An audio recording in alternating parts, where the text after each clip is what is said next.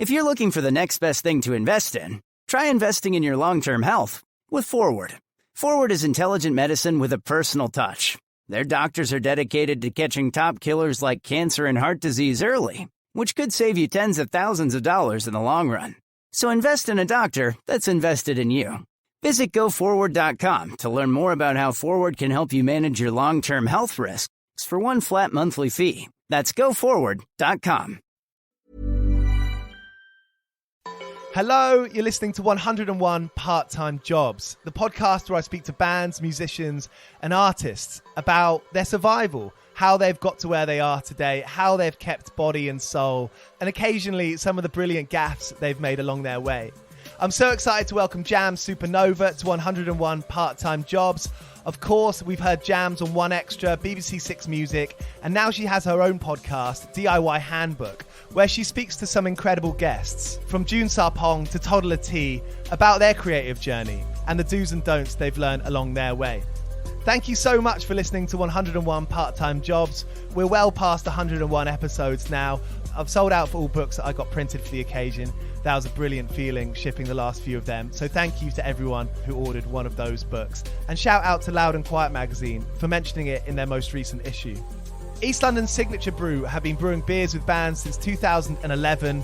They've made beers with Hot Chip, Mastodon, Sports Team, and a whole bunch of other bands and artists. If you go to their website, signaturebrew.co.uk, you can make an order to get some beers delivered directly to your door. And with the voucher code 101podcast, all capital letters, you can get 10% off that order. All right, here's Jamz Supernova on 101 Part-Time Jobs.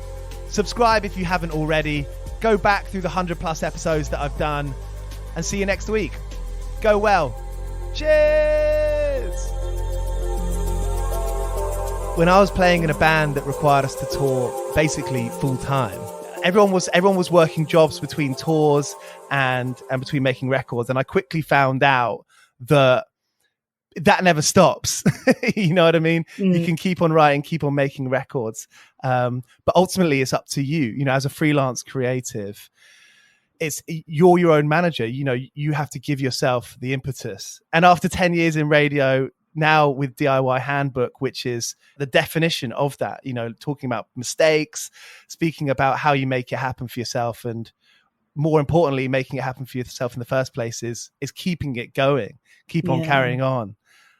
I mean, you know, starting off at Reprezent and going to the BBC and One Extra, you must have been reflecting on that period of time quite a lot now, and with your DIY Handbook. I mean, how did you get into Reprezent? What was the story getting into there? Well, Reprezent and BBC actually happened at the same time. Oh wow! I started literally both within weeks of each other. So I'd started as an intern at the BBC at One Extra. They used to do this 2-month scheme that they would do. I think they still do it occasionally, but 2-month sort of work placement scheme in production. And I knew that I wanted to do work experience there from like when I was like 17 years old, and just kept on waiting to turn 18. And then every time that they opened it up, I would just apply, and didn't hear anything back for three applications. Then it was finally on that third and final application that I got a response back and had an interview. I managed to get the placement, which was like, yes, okay, it's unlocked this next door for me.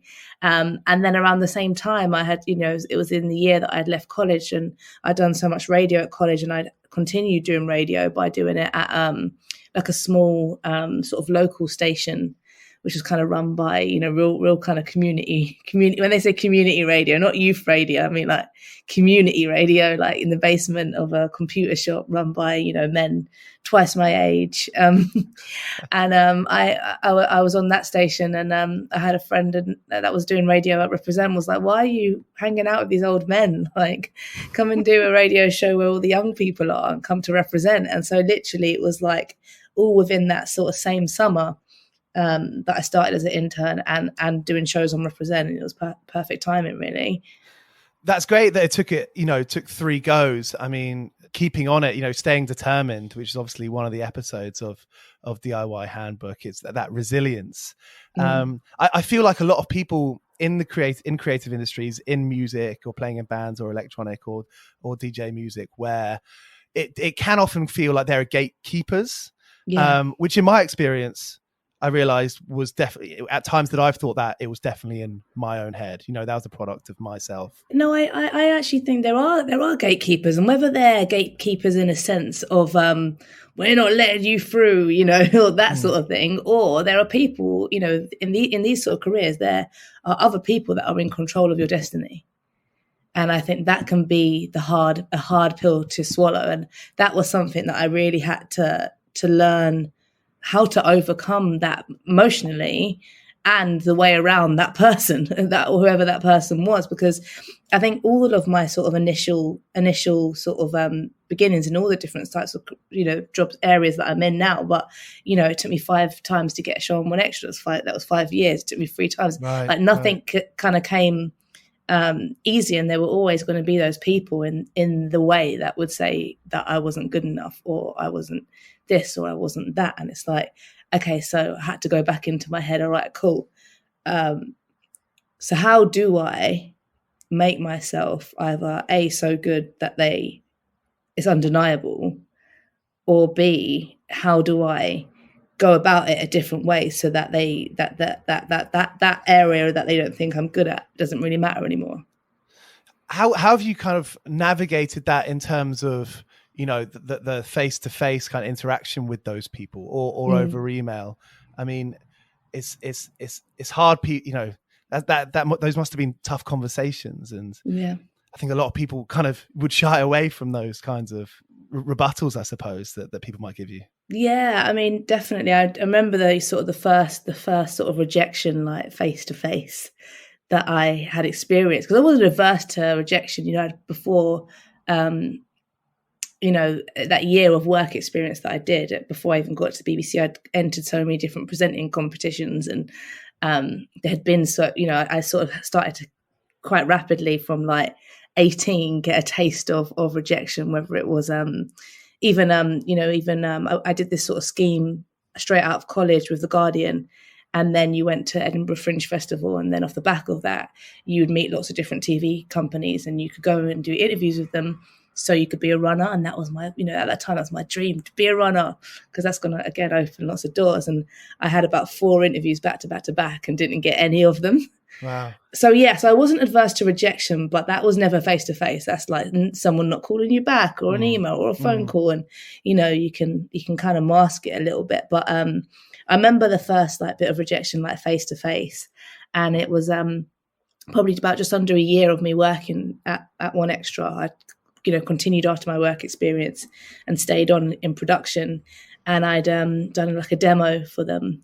And I just really thought that I had it. And I thought that, you know, it was all part of my master plan that I'd worked there for a couple of years. And then they would see that I'm a talent, and then I get a show all before 21. That was like the goal. And so I really thought I had it. And because also I was a little bit sneaky, I could listen to other people's demos. Great. So I could hear what everyone else was doing, but you know, naively, I still thought I was, you know, naively, I still thought I was the best, but I wasn't, and I definitely wasn't. And I if I was to hear them now, I'd probably like, you know, like nails scratching on a chalkboard if I heard my first demo. But yeah, so I went into the office. He was like, "Yeah, let's," you know, the one of the head of, or the editors, or you know, head of a sort of, you know, particular group of shows. He was like, "Yeah, great, coming for a meeting. You know, listen to your demo." And so I pumped myself up for this meeting. I even got all dressed up, you know. And my mum was going to meet me in town. Afterwards, after this, you know, we'd celebrate, we'd go shopping. That was kind of how I saw it happening in my head. And then, I got in there, and I got into the boardroom, and he was just like, you know, "I'm really sorry, it's just not your time yet. It's just not good enough. There are just people that we're listening to that are better than you." And I just burst into tears straight away in his face. And I was just so upset and distraught. And then he felt awful because he just got this, like, you know, 20-year-old girl just crying in his office. And then I felt embarrassed and stuff. And but you know, he was really he dealt with it really well. He was like, "But you know, this," and he was like, "But this isn't in the end. This isn't it. Isn't like you don't just do one demo and this is it." He was like, "Let's figure out a way to get you there. You know, let's think about the little in between little steps that we can do to get you there." And I think that was a real sort of a real needed moment, because I needed that experience to happen. I needed to know that it wasn't going to be easy and happen overnight and it'd be plain sailing. But I also needed to know that you don't just get one shot, you know, and there are, even though it might be someone in control of your destiny in some elements, there are elements that you can take control of. And what he was telling me to do was go away and control the things you can control. So we're going to control how you can get better. How can you get more air miles? How can you become a voice on the radio in different ways? But can you do features on somebody else's show? How can we grow your profile? You know, what are you listening to? What stations are you listening to? What other stations are you listening to? You know, check out this person because this person does this really, really well. You know, he was kind of giving me all the tools to go away and be better. That nurturing, that like mentorship is something that, you know, I guess anyone would be fortunate to have a mentor, someone to nurture you. I suppose in that situation, that's brilliant. Having that at work, you know, having that right in front of you. You made that happen for yourself. Yeah, I think I was very lucky in some ways in that I was able to find mentors at different stages and along the way and in different types of people. I think, right. But I think that's because I was good at the job I was doing at hand. I think that because I think they gave me the time of day because they knew that when I was working in production, I was working in production. And if I'm on your show or if I'm working on this thing, then I'm going to give you everything, give you great ideas, make sure the work is done to a high standard. So I think it kind of gave people more sort of trust in me to have those conversations away. Like, you know, someone like a Trevor Nelson being like, let's go for a coffee after the show. Yeah. Because I can see that you're working hard for me, so let me see what I can do for you. You know, Similar thing with Toddler and a lot of the DJs that I worked with. You know, I think I knew if I gave a lot to them, then they gave back to me. I work at Soho Radio as a producer, and after a couple of years there, I asked for my own show, which I now do sort of fortnightly, and I totally understand that. I see that, you know, knowing your task at hand, doing it really well, and then not being afraid to ask for advice ultimately.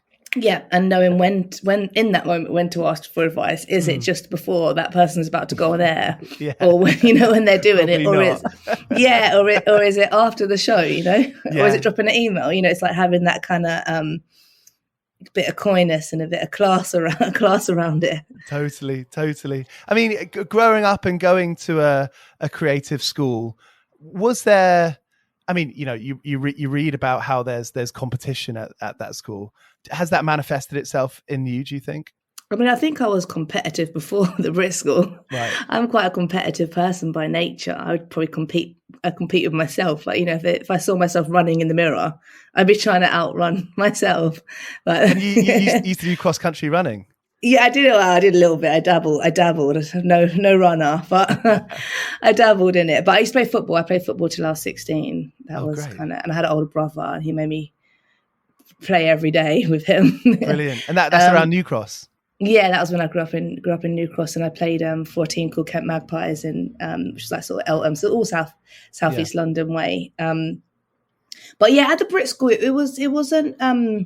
What I liked about it was that everyone was kind of free, so there was a competitive nature to it, but it wasn't at the expense of people. It kind of taught you how to harness it. It's like, you know, how to use those people that are better than you to propel you, rather than, you know, taking it out on them. There just wasn't that kind of energy in the school. I don't think it would have been tolerated very well. Modesty is such a big part of sport as well. Yeah, having a bit of humility and accepting sometimes when you've lost or whatever, or someone's better than you. But what was interesting was like being at the school. I loved how hands-on it was, and like literally, so it was my college years that I was there, and it was literally like super hands-on. Everything that we did was like working in a mini industry.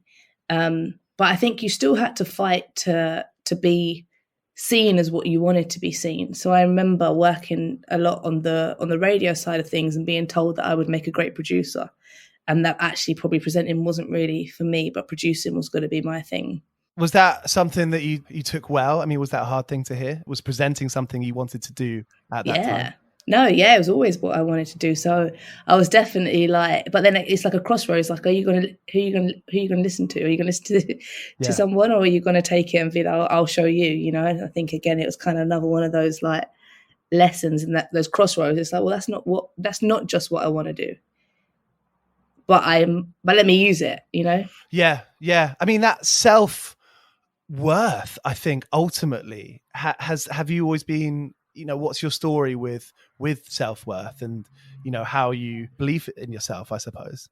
Yeah, I mean, definitely wavers and like, you know, it's like peaks and troughs of it. I think at the core of it, I know that I can do anything, like at the very, very core of it, whether it might take me a minute to get it or whether I might not be the best at it to begin with. I know I don't have any sort of limiting beliefs on what I can eventually do. And I think that's always assisted me, because I was definitely not a natural presenter to begin with. I definitely wasn't a natural DJ to begin with. It's not something I just picked up and I was like, or someone saw me and was like, you should be a DJ, you should be a presenter. These are things that I kind of actively wanted to be. And I was actually having this conversation with my mom actually the other day about my little brother. He kickboxes, he fights professionally. And you know, she was like, you know, he's a true athlete.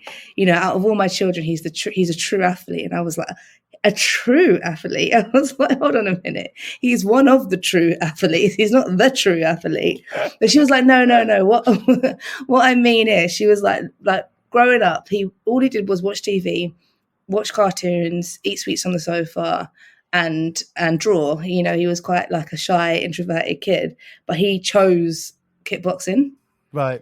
And from, you know, he chose to get into it like from like a 12 years old, and chose to stick at it and chose to develop this like skill that wasn't like natural to him. Mm-hmm. And I just thought it was actually, when I remembered it and thought about it, I actually thought it was quite interesting, because maybe we've all had those things that aren't necessarily natural to us, but we want it.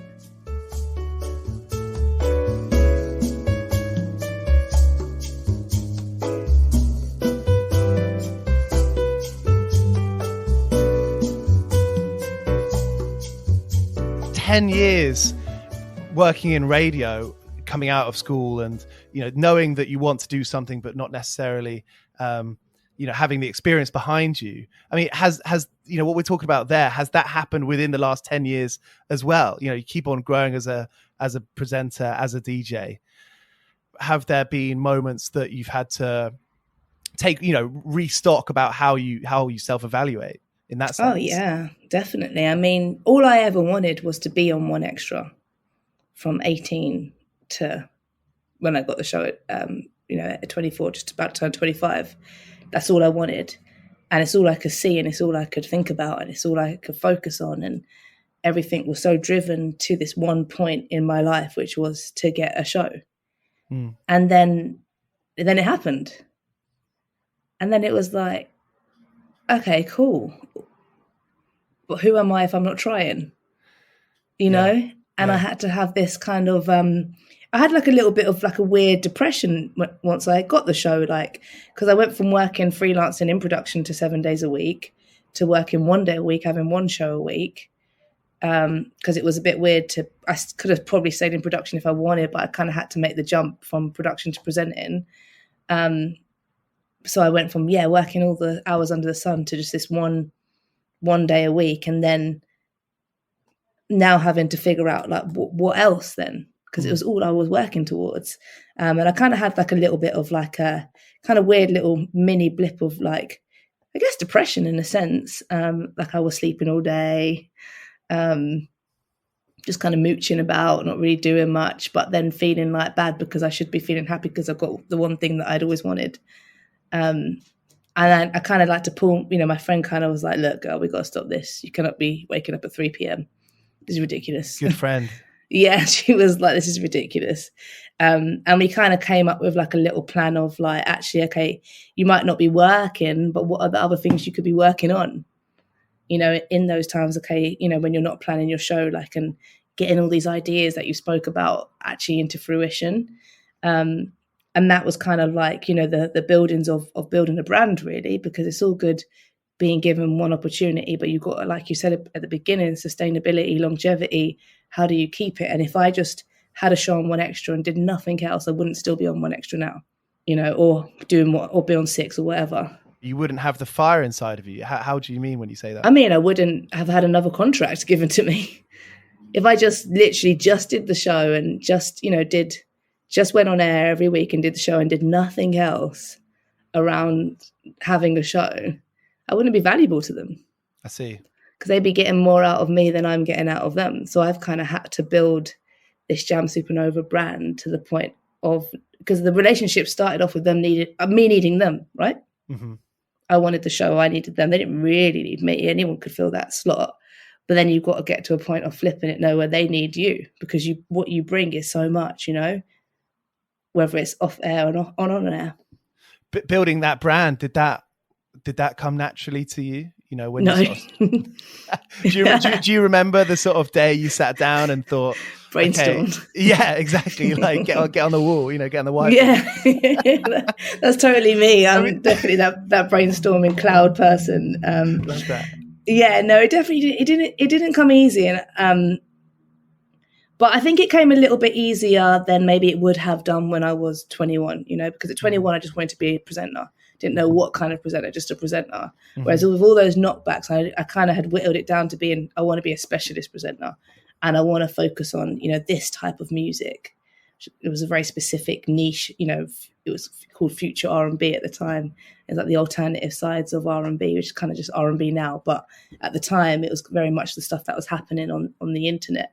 So I had pinpointed musically what the brand was. And then it was kind of working out all the things that would go around having that brand. Okay, so we're going to have, a club night, you know, or club arm to go with it, because I can no longer call my radio show Future Bounce, which is what I had been calling it on Represent. But when I got onto One Extra, I was like, okay, you're not allowed to call your show brand names. So I had to I was like, I spent, you know, the best part of 2 years building this brand. In what other ways can it live other than being on air? Okay, so we turned that into a club night, and okay, thinking about like, what are some of the other things that I might want to talk about, you know, other than music, but that still kind of relate to the type of music that I support. And that's kind of like the DIY culture and the aesthetics around maybe being independent or doing it yourself, or, you know, have an idea and making it happen, and using the internet.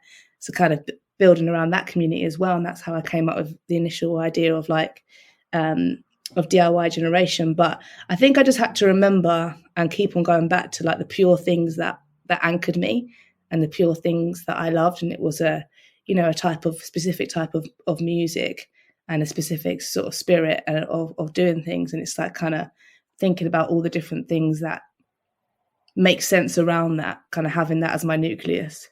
I think boiling it down to that original buzz, that original energy, it must be hard, you know, sometimes to get to be in a place where you're doing so much that maybe like the fog gets quite dense around it, you know, to bring yourself back to that true feeling. I mean, has that been hard for you ever? Oh, always, yeah, because I think not all plates one can spin at the same time, and not, you know, you can't always give everything 100%, and some things are going to have to take a back seat. But I feel like the things that will never, for me, take a back seat is the original thing that I started off on, that's radio. And before radio, it's finding music and having the time to find music. So I never want to be too busy that I can't plan my own radio show, you know, or I can't find music online. And that's that finding music online is where it all begun, in my bedroom when I was 15, you know. So it's like, I don't want to move so far away from that I'm not doing that anymore, and I haven't got time to do that. But I think it is really important to, at any stage in your career, just reassess. Like even like right now, it's like, you know, it's halfway through the year or over halfway through the year. I literally said to my manager today, I was like, Jenny, can we meet up? Want to have a chat, just kind of just recalibrate, rethink about priorities. I feel like I've just fallen into a stage of being reactive, and I want to get ahead of things, you know. So even in those micro times of the year, it's kind of taking stock. You know, it doesn't have to be every 5 years, you know.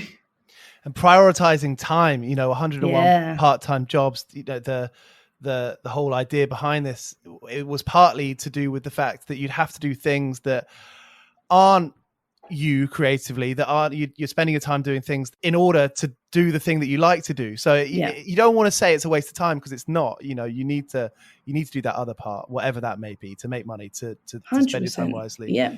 But that dichotomy is something that you know, independent creatives deal with daily. And you can see how it's hard. It's a hard game, right?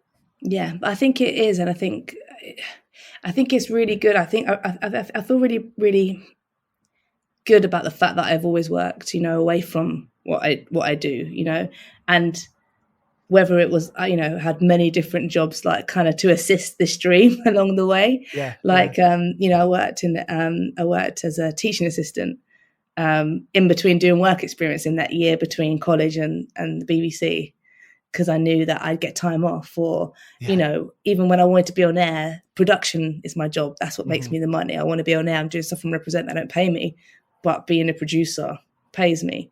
And then you get on air and it's like, okay, cool. All right, I can't live off this. I love this. This is my dream, but I can't live off this. Okay, so what are like the other ways in which I can make money? And even now, you know, I have like a day, like not a day job, but like I have different elements of my work that I think of as my day job to allow me to do the shows that I do and put as much time into the shows that I do. There's about 2 days of the week that I work that are me doing my part-time job, basically. Right. That's so interesting that it evolves. It's always there. Yeah, definitely. And you don't want to, as well, you know, I don't know about you, but I don't want to always put like all of my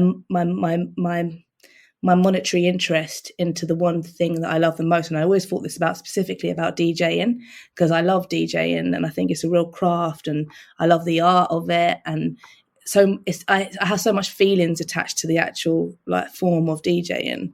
I think if I had money attached to it as my sole income, then it would make me hate it. And I don't want to hate it. And I want to protect it. You find inspirations in the most unlikely of places. I find walking really helps me for that. I love walking along the Thames. I love trying to do like going to places that maybe I kind of have to push myself to want to do sometimes, you know. I mean, Six Music, doing stuff on Six Music, was that part of it, that, you know, you wanted to try different things ultimately? Yeah, I mean, it kind of came out of nowhere in a way that I hadn't planned for it, until it was kind of sort of happening in a way, as it does. Yeah, which was a nice thing. But I definitely had got to a point, you know, I'd been on One Extra for over 5 years, and I was just sort of thinking, I don't know, like I love my show on One Extra, I want to keep on doing it for as long as they'll have me, but what is next? What is really next for me? Where do I go next? And I couldn't really like think. I was like, should I have a little look at what Radio 1's saying? But they feel quite close to One Extra, so a lot of people outside the building don't really know the difference. Is that going to make sort of splash for me, you know, big enough impact? Because I want to do something creatively different as well. Do I leave the BBC? You know, that's scary. I've been there since I was 19, you know. Do I take that route? And kind of out of nowhere, I got offered to cover Giles for 3 weeks, and I did it, and I loved it, and I loved the freedom, and it pushed me, you know, it challenged me, and it made me want to be a better broadcaster, because now I was alongside all these veterans, and his slot as well being so sort of esteemed. And after those 3 weeks, I was like, yeah, I want to be here. Were you finding out about new music or music in general when covering Giles's show for those 3 weeks? Were you finding new music from other places? You know, different ways of finding music. Would you go, I don't know, crate digging as well as, you know, finding out on SoundCloud and the internet? Because I feel like it pushed me, but not in that way to find new music. It's pushed me to find old music. Covering that show and the show that I do now, and being on Six in general, it's pushing me to learn. I've always been like new music. It's been my whole thing. It's been my whole brand, you know, for so long. And it's all even as a child, always all about what's new. But now it's about learning about what has come. Yeah. and what informs what I'm playing now, and how does that work, and why does that matter, and what did these people do? Like I just watched a lot of documentaries, and doing the Jazz 625 show with Moses Boyd. That Moses basically became my mentor and teacher and my Yoda, my jazz Yoda for a month. And that just, that appetite, like I said, new music, I know where to look, I know how to find it, I kind of got a good way of foresight, and I can tell you what artists are kind of coming up along that peak. But the older stuff, that's the gap in my knowledge. Yeah. I'm exactly the same. I write a new music column for the I paper on Fridays, and my show on Soho Radio, Modern Lovers, is new punk, folk and indie. I frustrate myself because I almost don't have enough time with the production work to go back and listen to Ian Dury in the Blockheads as much as I'd like to, or listen to Sly and the Family Stone. I mean, now those are two that I've got into recently that come to mind. And, having that time to go back in time and exactly do that. I mean, there's so much value there. There's so much worth. And you want to know your stuff, right? Yeah, exactly. Yeah, it was it makes you feel more kind of I guess rounded, as I'm sure for you, as a writer, as a broadcaster, as a connoisseur of music. I think knowing the past, I think is a crucial part. But but finding the time's definitely been something. Again, like I started off the year really strong, that I would have documentary Wednesdays. Ace. And I'd watch a documentary on a Wednesday, and I was like buying all these like random like memberships to different things, and it has definitely like sort of tailed off as the years progressed. But I kind of was sort of like had a little sort of check back in with myself. It's like, come on, let's find some more time to do those things, or whether it's listening to a podcast, or I'm going to walk the dog, but what can I be listening to? That might do that. I read that Tyler, the Creator, would just find 10 new records every day. Go to the record store, crate dig, find 10 new records that he's never listened to before, and work with it and get inspired by it. When I interviewed Shabaka Hutchins, he was talking about his experience of, he's from Sons of Kemet, a wicked jazz band. And he was talking about, he grew up in Barbados, and he moved to Birmingham when he was sort of 16, and he discovered the library. And every week he would go to the library and he would just get out as much music as possible, from classical to Britpop to whatever, Fiona Apple or whatever, whatever. Because it was music that he didn't have access to in Barbados, and he wanted to learn this music that he hadn't heard before. And he said some of it he liked, some of it he didn't like, but he forced himself to listen. Yeah, I mean, it's an intimidating prospect, isn't it? Going to do that. It's hard to dive in sometimes. Yeah, definitely. I think, and that's why I kind of like it in a more documentary form, because I feel like I can digest it. Yeah, as a story that a little bit better. But I was just amazed by his dedication, and he is, really accomplished musician. There's that Questlove documentary coming up. Yeah, seen it. Have you? I have, yeah. Lucky to have a little preview. Watched it on a Sunday, and I just loved it. I thought it was brilliant. So it's the Summer of Soul, and it was about this Harlem music festival that took place in the 60s. I think 69 is the year my mum was born, and it never ever got shown. They had all this amazing footage and audio. If you're a nerd, you're going to love the audio side of it as well. The way it's captured is great, but no one wanted it because they all wanted Woodstock, and it just basically got forgotten. But they had young Stevie Wonder to Nina Simone to, just everyone. Amazing. Can't wait to watch it. Yeah, that's an education as well, like in the sort of like the intersection of music and culture and I guess the social climate. Well, Jamz, thanks so much for, being up for this and giving me your time and chatting, so candidly about all this stuff. No worries. One of the things I love about your DIY handbook is that it's partially about the mistakes that people have made. Now, we see the good things that people do all the time, but not necessarily the trials and tribulations, nor the mistakes they've made. I wondered if you'd be able to bless us with any gaffes that you've made working in radio over the last 10 years. Yeah, 100%. I took one extra off air. the whole station in my hands. I took it off air. We were doing a handover between, so we were taking network on Radio 1 and 1Extra to go into Toddler's show, which was a simulcasted show. So it was my job to be in the 1Extra studio taking that network. And I had done everything right except for call control room and actually get network myself. So when the show kicked in, I was in a studio without network. So technically, I hadn't called the right people to actually get the control, and I took us off air. And then if it goes silent for 30 seconds, something called the auto player kicks in, and it kicked in, or the obit, sorry, which is actually normally when someone dies, because they think if there's like 30 seconds of silence in a studio, then something awful has happened. Wow. So obit kicks in, and then sad music starts playing, or down tempo music. And it was JLS, Everybody in Love, just started playing out of nowhere. And I was like, this is not Toddler's show. Oh, my God. And it was like I had to call control room. We had to crash in out of JLS into what Toddler was already doing. And it was just horrible. And I cried. Maybe that's a running theme. I cried. Cried my eyes out. And I had to tell the boss, not the boss, but the head of operations, Tony Woods, what had happened. And I thought the best way to not cry even more is to tell myself off in front of him.